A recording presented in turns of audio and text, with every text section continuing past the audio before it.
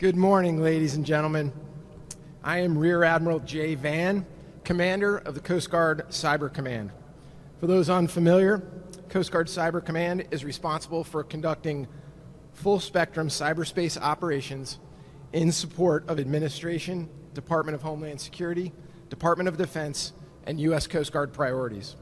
Thank you for joining us for today's event. Before we get started, I'd like to recognize several distinguished guests. Ms. Tamikia Flack, Deputy Administrator of the U.S. Maritime Administration. Mr. Kazuhiro Yamakaji, President and CEO of the POSICO Corporation. It is now my honor to introduce the Deputy National Security Advisor for Cyber and Emerging Technologies, Ann Neuberger. In her role, DNSA Neuberger is responsible for coordinating the whole of government response to cyber threats, coordinating the development of cyber policy, including the protection of our critical infrastructure, and for engaging with our allies and partners on cyber cooperation.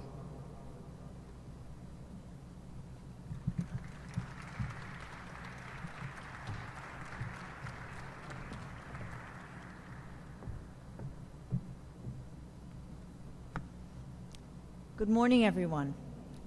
It is really great to be here. Thank you for the introduction, Admiral Vann, and thank you to the U.S. Coast Guard for hosting us here today. I want to express a particularly warm welcome to our guest who's traveled here from Japan, Mitsui, and the CEO of POSICO. Thank you very much for joining us today. America's marine transportation system supports $5.4 trillion worth of economic activity each year, contributes to the employment of more than 31 million Americans, and supports nearly 95% of the cargo entering the United States. Hence, the security of that infrastructure, physically and digitally, is a national priority. It's a focus of the President and the Secretary of Homeland Security each and every day. American port owners and operators rely on digital systems to enable their operations, including the navigation of ships, the movements of cargo, engineering, safety, and security monitoring. These systems have revolutionized the maritime shipping industry and American supply chains by enhancing the speed and efficiency of moving goods to market.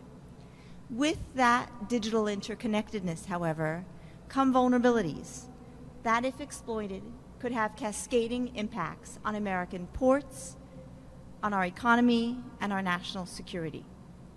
As an example, last July, the Port of Nagoya, Japan's busiest port and a core hub for its car exports, was forced to pause operations after a ransomware attack prevented the port from receiving shipping containers for 2 days.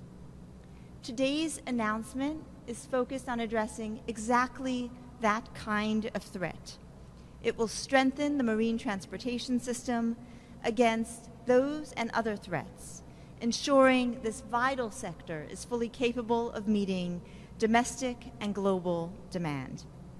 The cyber and supply chain threats faced by our maritime operators are consistent with what we see across our critical infrastructure. The threats coming from criminals and adversary countries, cyber targeting. The director of the FBI recently testified about the People's Republic of China prepositioning in critical infrastructure in the United States, including the transportation sector. The President's commitment to securing our nation's critical infrastructure is inextricably linked to his efforts to ensure secure and resilient supply chains, rebuild our industrial base, and provide good-paying job opportunities for Americans.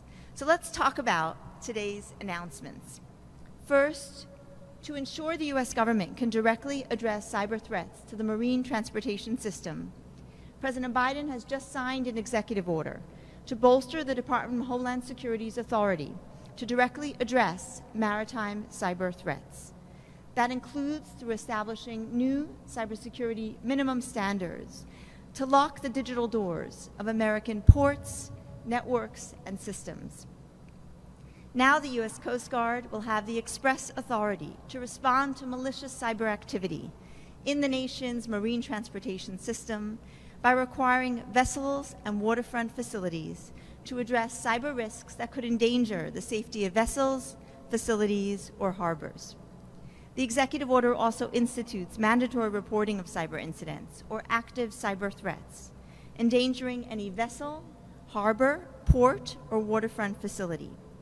So we understand incidents that occur, what caused them, and we learn from them to ensure we can be more safe and more secure. And the Coast Guard will now have the authority to control the movement of vessels that prevent a known or suspected cyber threat to U.S. maritime infrastructure and be able to inspect those vessels to address cyber threats that we are concerned about. In concert with the executive order, the Coast Guard has also issued a notice of proposed rulemaking on cybersecurity. Each and every day, malicious actors attempt to gain unauthorized access to maritime systems, control systems, and networks across the nation's waterways. The proposed rule will strengthen these digital systems by establishing minimum cybersecurity requirements that meet international and industry-recognized standards to best manage cyber threats. These actions are part of the President's strategy to secure our nation's critical infrastructure online and build on steps the administration has taken via DHS to make good cybersecurity practices the norm across our nation's pipelines, railways, and airports. There are specific risks at ports because we also, in addition to our commerce, deploy our military through our ports, our people, and our materiel. To address those specific concerns, the Coast Guard is issuing a maritime security directive for ship-to-shore cranes manufactured by China, located at commercial U.S. strategic seaports. Owners and operators of these cranes must acknowledge the directive and take a series of steps and a series of actions on these cranes and associated information technology and operational technology systems. This, too, is a vital step to securing our maritime infrastructure's digital ecosystem and address the risks of remote control of cranes operating across our ports from other countries. But the Biden-Harris administration is going further.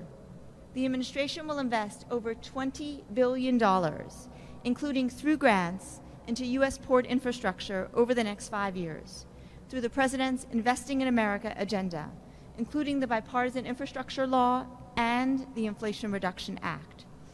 Rebuilding our industrial capacity to manufacture products critical not only to our domestic needs, but to our national security, such as ship-to-shore cranes, is consistent with this historic investment in America's digital and physical infrastructure.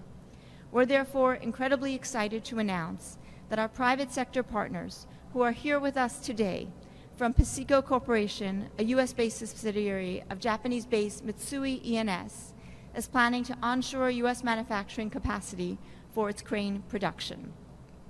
PESICO has a deep history in the container shipping industry, manufacturing the first dedicated ship-to-shore container cranes in 1958, and it continued U.S.-based crane manufacturing until the late 1980s. Indeed, it was the last crane manufacturer to leave the United States in the late 1980s, and it is fitting that it will be the first to return. Again, we thank and warmly welcome executives from Mitsui and PESICO who join us here today. PESICO intends to partner with other trusted manufacturing companies to bring port crane manufacturing capabilities back to the United States for the first time in 30 years, pending final site and partner selection. So, in summary, expanding the Coast Guard's authority to address cybersecurity threats to our marine transportation system, better securing our maritime infrastructure through the establishment of a cybersecurity regulations regime, and safeguarding our future port environment through trusted vendors ensures that we are evolving to meet the threats and challenges not only of today, but of tomorrow. With that, I'd like to turn it over to Admiral Van, with thanks to the men and women of the Coast Guard who secure the nation's waterways each and every day, to the people working in the waterways of our marine transportation system, and those working in future crane manufacturing in the United States for the work we will do together to secure our nation's economy and national security via the marine transportation system. Thank you all for joining us today.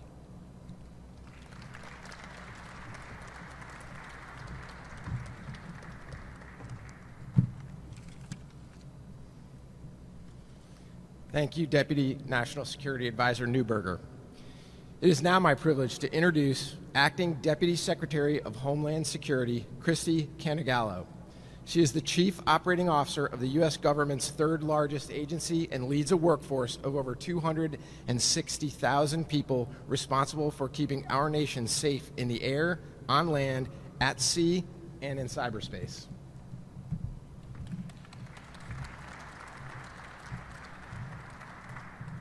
Good morning. Thank you, Admiral Van. The American maritime transportation system is comprised of hundreds of ports, thousands of docks, 25,000 miles of waterways and rivers, collections of cargo vessels, cruise ships, passenger ferries, waterfront terminals, offshore facilities, buoys, beacons, bridges, and more. And as the Deputy National Security Advisor said, it fuels $5.4 trillion in economic activity each year and supports 31 million U.S. jobs. It is a highly synchronized, precise system.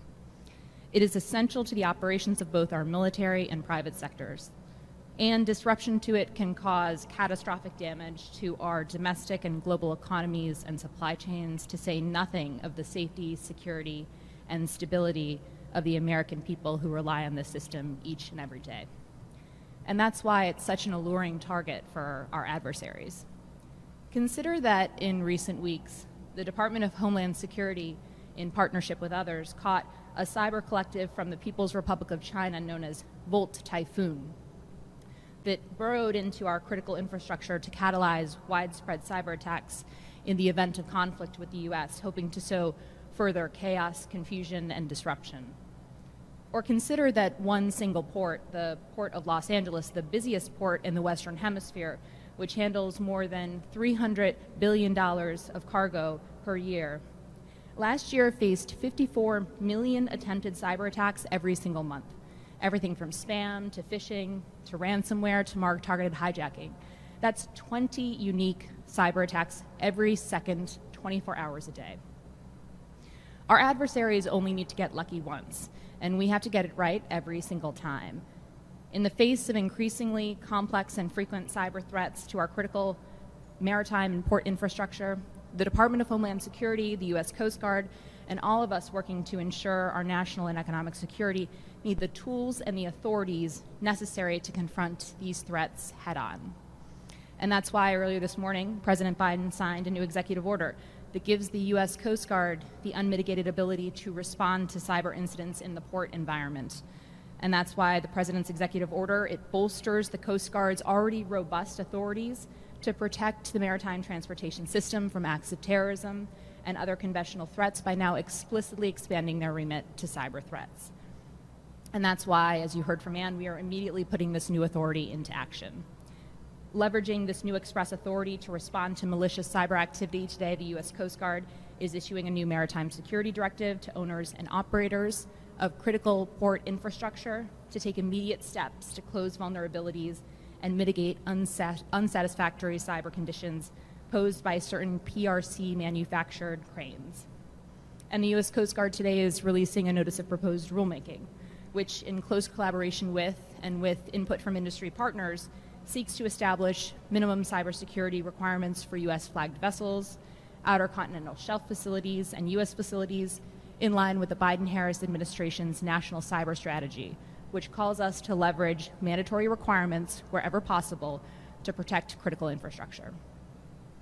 These new actions build off of work that DHS and our Biden-Harris administration partners have undertaken over the last several years to assist maritime transportation system stakeholders and help this critical sector identify and mitigate cyber risk. Last year, the Cybersecurity and Infrastructure Security Agency published a first-of-its-kind port facility cybersecurity risks and maritime transportation resilience assessment guide offering operators best practices and a repeatable step-by-step framework for conducting resilience assessments within the maritime domain. Over a year ago, the Coast Guard published a new maritime cybersecurity assessment and annex guide, providing operators a recommended yet voluntary process for identifying and describing cybersecurity vulnerabilities in the context of facility safety assessment. U.S. Coast Guard cyber protection teams have regularly conducted scans and network analysis at ports across the country, identifying and sharing common trends, vulnerabilities, and mitigations in the maritime environment. And Secretary Mayorkas recently unveiled the Department of Homeland Security's new Cyber Chain Resilience Center, which coordinates the department's wide range of capabilities, authorities, expertise across its component agencies to bolster the U.S. supply chain security and support critical infrastructure, including that of our domestic ports. All this on top of the partnerships we've built with our allies in the private sector to multiply the effect of our efforts and help secure the cyber ecosystem. Cyber challenges are not limited by geography or by jurisdiction, and our security efforts cannot and will not be either. To adversarial nation states, cyber terrorists, collectives, and rogue actors alike, we're sending a clear message today. The United States national security apparatus, the Department of Homeland Security, the U.S. Coast Guard are prepared, vigilant, and more able to counter these threats than ever before. That we are is a testament to the skill, expertise, dedication, and resolve of the men and women of the Department of Homeland Security and the U.S. Coast Guard. And it's a testament to the leadership of President Biden, Vice President Harris, Secretary Mayorkas, Commandant Fagan, and their teams, represented here today by the Deputy National Security Advisor, the Deputy Homeland Security Advisor, the National Cyber Director, and Vice Admiral Gauthier. And again, I also want to recognize the leadership of Admiral Van in making today's announcements possible. Thank you all.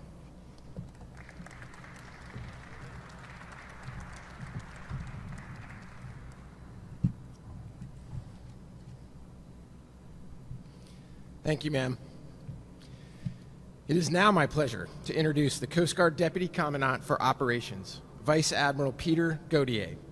Vice Admiral Gauthier is responsible for developing and overseeing policy, planning, resource acquisition, and international engagement at the strategic level for all Coast Guard operations. Sir.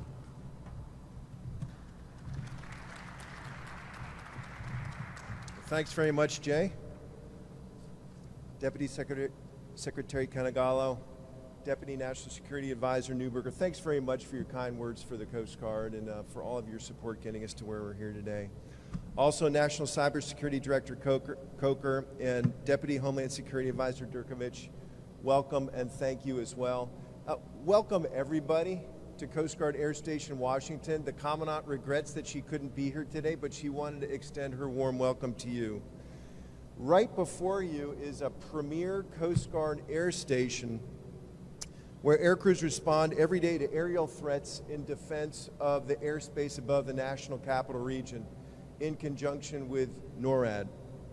So here and everywhere the Coast Guard serves, it's a special combination of factors that enable us to secure the homeland and to model sound maritime governance around the world. It's first and foremost our amazing workforce. It's our broad range of capabilities, and it's a powerful combination of authorities that let us do what we do. In our coastal ports along our inland rivers, and from the U.S. Arctic to the deep Pacific across to the Caribbean and our southwest border in Florida, the Coast Guard employs this special combination every single day to ensure the safe, secure, and environmentally sound use of our waterways for transportation, commerce, and recreation. For over 200 years, the Coast Guard has served as sentinels in America's ports to protect against the maritime threats of the day. But today, our maritime threats are changing, and they're changing very quickly. So our Coast Guard authority must change too. That's why this new executive order is so important. I thank President Biden and Secretary Mayorkas, Deputy Secretary, for recognizing the need and providing the Coast Guard the clear authority that will enhance our ability to protect the MTS, the Maritime Transportation System, from cyber attack.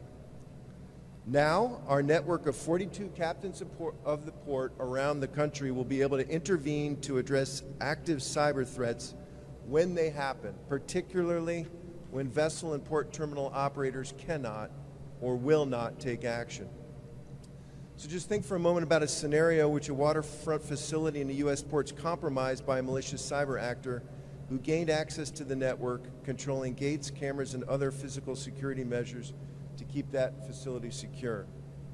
With this new authority, the Coast Guard captain of the port could take action, preventing ships from mooring at the facility until cybersecurity was reestablished. The same thing would apply to a vessel approaching the U.S. port that, let's say, had fallen victim to a cyber attack that may affect its ability to navigate.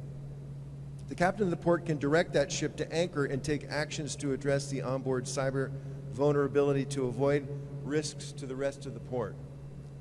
The EO also enhances our awareness of threats by requiring reports of subversive activity, cyber activity, to the Coast Guard, the Cybersecurity and Infrastructure Security Agency, or CISA, and the FBI. This change will enable our captains of the port to immediately assess the risk of a cyber incident poses, consider actions, deploy resources if appropriate, and coordinate a response. Another potential of our risks in our ports today is what you have already heard from our previous two speakers. Container handling cranes manufactured in the People's Republic of China. PRC manufactured cranes make up the largest share of the global ship-to-shore crane market and account for nearly 80% of cranes at U.S. ports.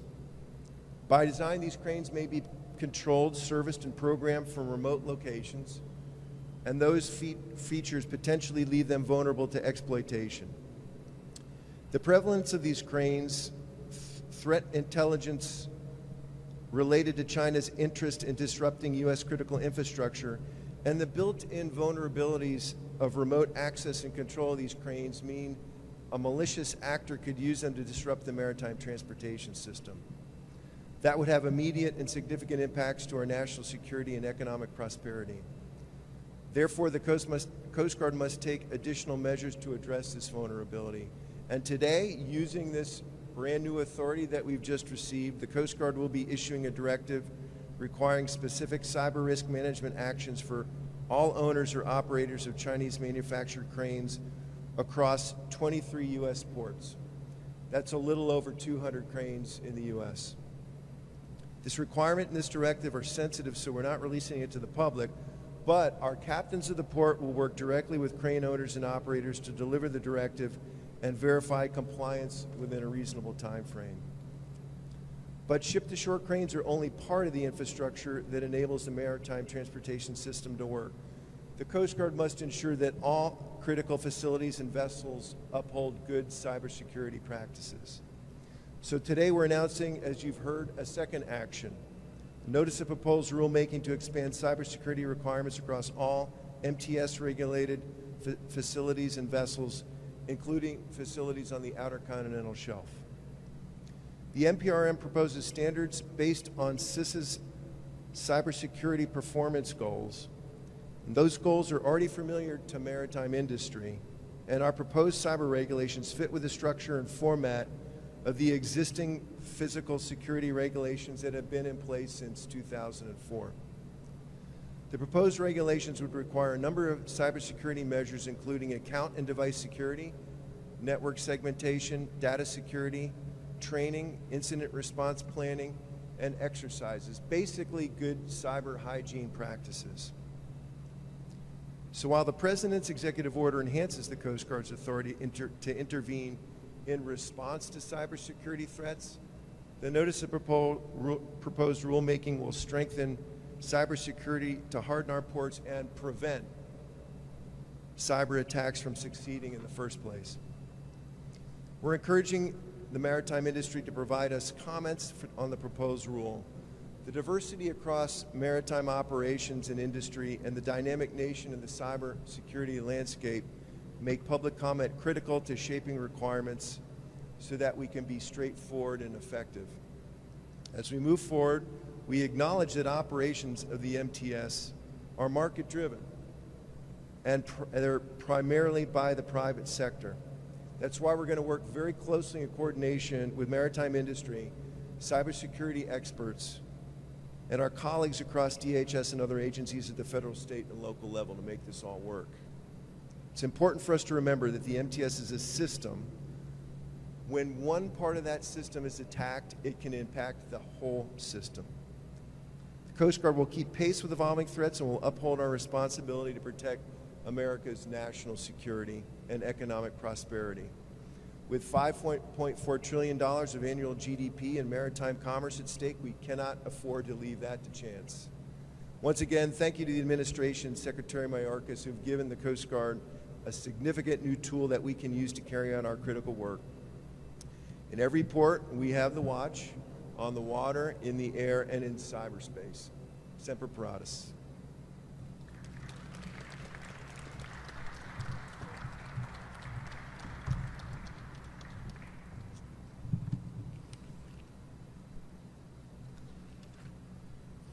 Thank you, Vice Admiral Gautier. I would now like to welcome Deputy Assistant to the President and Deputy Homeland Security Advisor Caitlin Durkovich to the podium.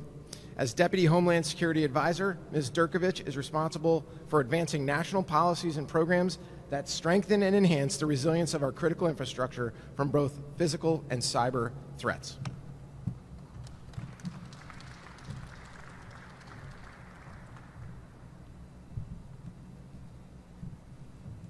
Good morning, and thank you very much, Admiral Van, and I would also like to thank my colleagues from the White House and Admiral Gautier for their comments this morning. Deputy Secretary Canagallo, it's such a pleasure to be able to work with you.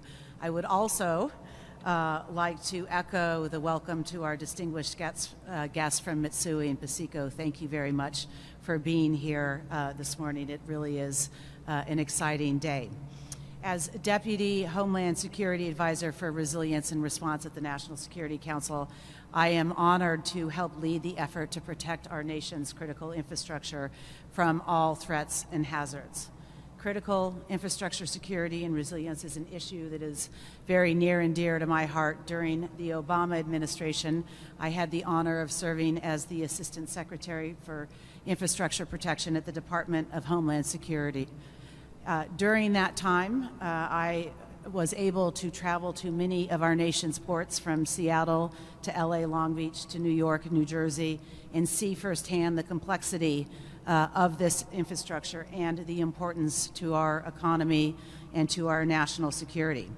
I also had the privilege of building and strengthening the public-private partnerships that are central to the effort to secure our critical infrastructure in a rapidly changing threat environment. As my colleagues mentioned, the infrastructure at our ports is vital to our nation, and any disruption would have a debilitating impact on our national security, on our economy, and as we saw during the pandemic, our public health and safety. As you have heard, this administration, through the President's Investing in America agenda, is making a once-in-a-generation investment in our nation's infrastructure, with a particular focus on the ports and waterways that facilitate our supply chains. This investment and the emergence of new technologies presents an opportunity for the future, but it also means that we need to build in resilience upfront and by design. The American economy in the 21st century relies on increasingly interconnected and interdependent infrastructure due to trends like digitization and electrification.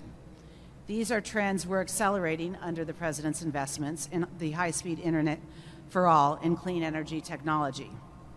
Our adversaries see this interconnectedness as a vulnerability they can exploit, but we will not be caught flat-footed due to a failure of foresight or a lack of imagination.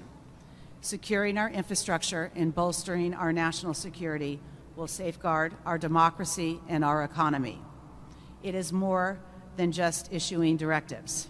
As the National Security Advisor has said, the first step in building a foreign policy for the middle class is laying the foundation at home for a modern industrial strategy, jointly promoting the success of our economy and consequentially our national security.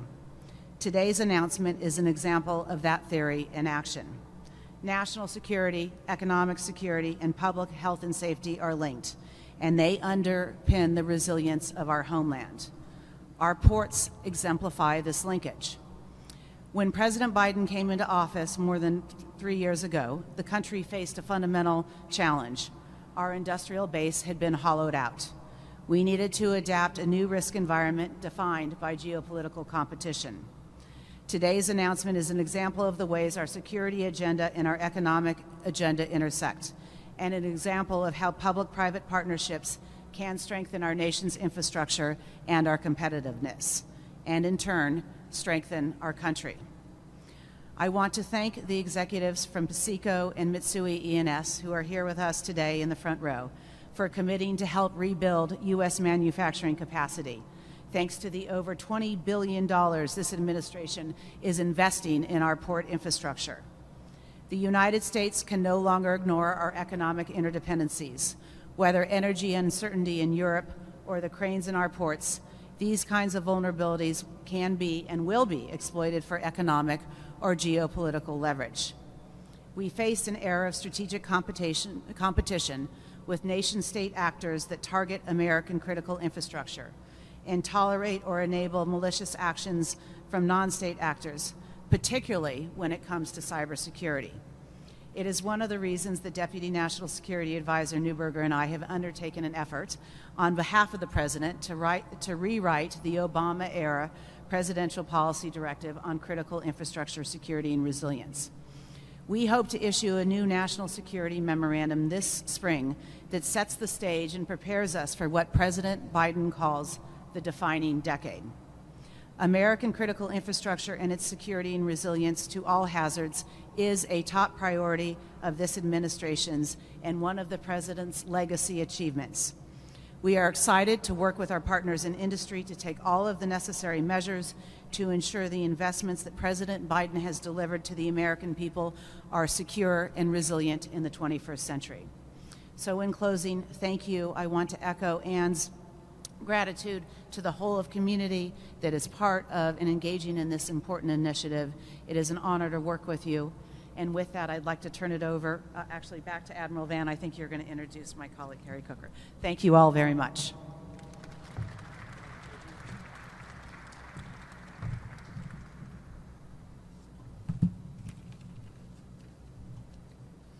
Thank you, Ms. Sturkovich. It is my pleasure to introduce Director Harry Coker, the National Cyber Director. Director Coker advises the President on cybersecurity policy and strategy to advance national security, economic prosperity, and technological innovation through cybersecurity policy leadership.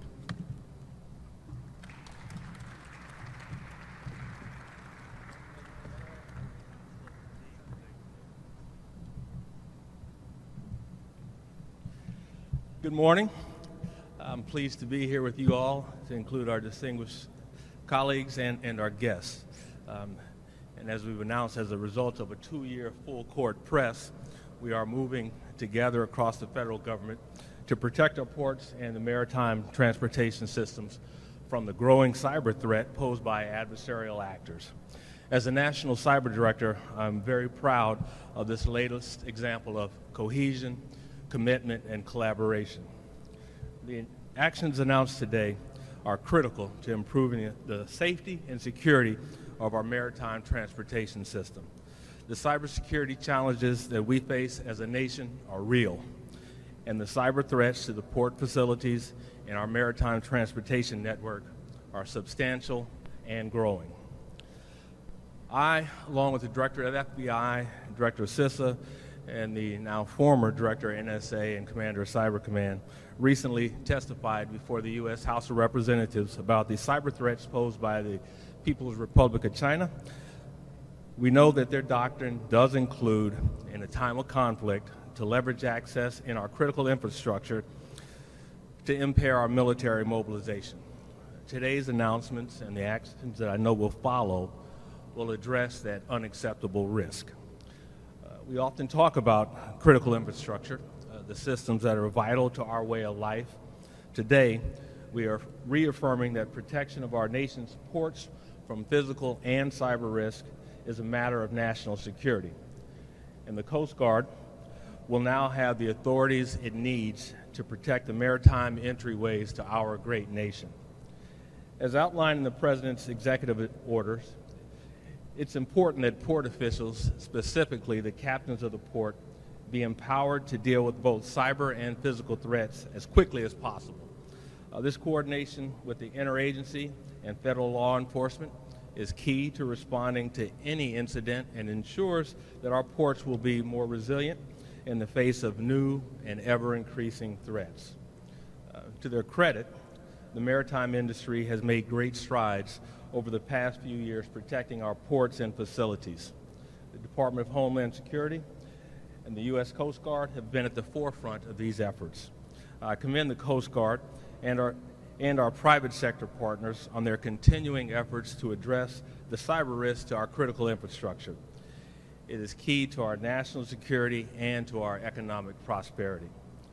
I'm also delighted by the public-private partnership demonstrated here today and the announcement from PACICO on their decision to reestablish manufacturing here in the United States.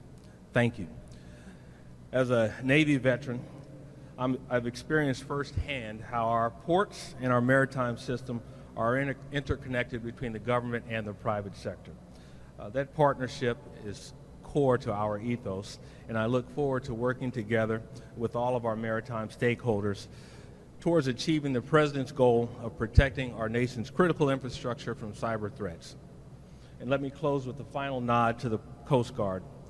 Some of you are undoubtedly familiar with the Coast Guard motto, Semper Paratus. It means always ready.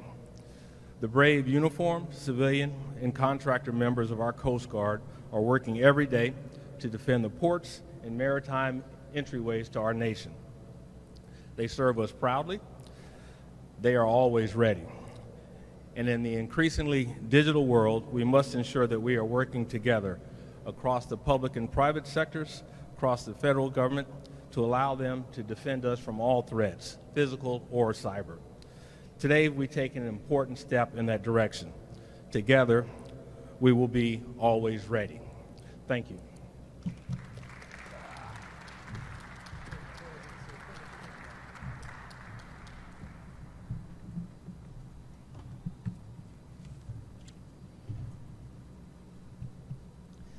Thank you, Director Coker. Ladies and gentlemen, this concludes today's event. Thank you very much for your presence, and thank you for your support of the United States Coast Guard.